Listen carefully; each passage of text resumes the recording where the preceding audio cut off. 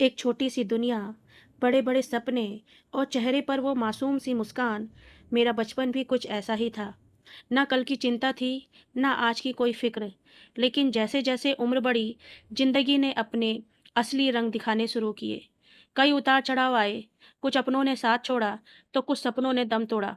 कई बार ऐसा दौर भी आया जब लगा कि अब हार मान लेनी चाहिए, अब सब खत्म हो गया। पर कहते हैं ना, गिरकर संभलने वाले को ही बाजीगर कहते हैं। मैंने हालातों के आगे घुटने टेकने के बजाय लड़ना चुना। मैंने रोना छोड़ा और अपनी मुश्किलों को ही अपनी सबसे बड़ी ताकत बना लिया। हर एक ठोकर ने मुझे टूटना नहीं, बल्कि और मजबूत होकर खड़े होना सिखाया। आज मैं ज़िंदगी के जिस मुकाम पर भी हूँ, जैसी भी हूँ, मुझे खुद पर गर्व है। यह कहानी सिर्फ बीते हुए कल की नहीं, बल्कि मेरे हिम्मत और कभी ना हार मानने वाले जज्बे की है। मेरी इस यात्रा का सबसे खूबसूरत हिस्सा यह है। भाग एक में मैंने आपको बताया था कि कैसे मेरी ज़िंदगी पूरी तरह बिखर चुकी थी। सबने साथ छोड़ दिया था, लेकिन कहानी का असली पृष्ठ तो भाग दो में आना बाकी था। जब सबने मान लिया कि मैं अब कभी उठ नहीं पाऊंगी, तब मैंने खुद से एक वादा किया, रोना बंद किया और खामोशी से मेहनत करना शुरू किया। लोग ताने देते रहे और मैं अपनी किस्मत खुद लिखती रही।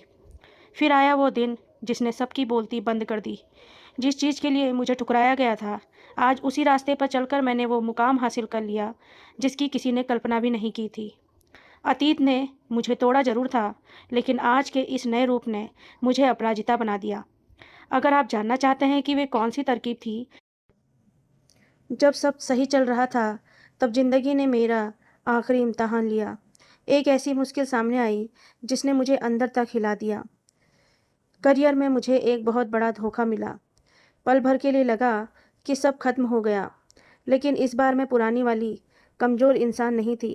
मैंने हार मानने की बजाय एक ऐसा कदम उठाया जिसकी उम्मीद किसी को नहीं थी। मैंने अपनी खामोशी को अपनी सबसे बड़ी ताकत बनाया। जो लोग मुझसे गिरते हुए देखना चाहते थे, उन्हें मेरी कामयाबी ने करारा जवाब दिया। आज जब मैं पीछे मुड़कर देखती हूँ, तो उन लोगों के लिए कोई नफ़रत नहीं है जिन्होंने मेरा दिल दुखाया, क्योंकि अगर वो मुश्किलें नहीं आती, तो मुझे अपनी असली ताकत का अंदाज़ा कभी नहीं होता। सफलता सिर्फ पैसों में नहीं, इस बात में है कि आप गिरकर कितनी बार खड़े होते हो। अब चेहरे पर एक सुकून भरी मुस्कान है, सपने पूरे हो चुके हैं और दिल में एक ही बात है कि वक्त चाहे कैसा भी हो, बीत जाता है। बस खुद पर भरोसा मत खोना। यह थी मेरी कहानी। आपकी कहानी का सबसे खूबसूरत मोड़ कौन सा था? कमेंट। शुरुआत में लगा था कि अकेले रहकर मैं इस एकांत में ही खो जाऊंगी, लेकिन इस पांचवें भाग में आकर ज़िंदगी ने मुझे एक और नया मोड़ दिया।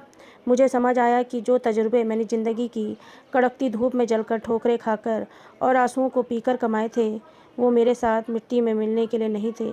ज्ञान अगर बांटा ना जाए तो वो सड़ जाता है। अब मेरी इस छोटी सी कुटिया के बाहर रोज़ एक महफिल सजती है। कोई अपनी नौकरी से परेशान नौजवान आता है, तो कोई ज़िंदगी से हारा हुआ मुसाफिर। मैं उन्हें कोई बहुत बड़ी धार्मिक किताबें नहीं पढ़ाती। मैं उन्हें अपनी हार की, अपनी जीत की और अपने दौर की अनकही कहानियाँ सुनाती हूँ। मैं उन्हें बताती हूँ कि जो जहाँ वो आज खड़े होकर रो रहे हैं, वहाँ से रास्ते कैसे निकलते हैं। आज जब मैं इन बच्चों की आंखों में उम्मीदें देखती हूँ, जब किसी भटके हुए युवा को सही राह मिल जाती है, तो मुझे लगता है कि मेरे जीने की सार्थकता यही थी। दूसरों के चेहरों पर मुस्कान बिखेरना ही मेरा सबसे बड़ा धन था। किताबों के पन्नों में वो सबक कभी नहीं लिखे होते जो ज़िंदगी खुद अपने हाथों से तमाचे मारकर सिखाती है। अब वक्त अपनी तिजोरी भरने का नहीं, बल्कि आने वाली नस्लों के दिलों में सही समझ का दिया जलाने का है। मेरी कहानियाँ, उनके सपने सिर्फ तजुर्बा ही हैं जो कभी बूढ़ा नहीं होते। अगर आपको मेरी ये कहानियाँ पसंद आ रही हों, तो लाइक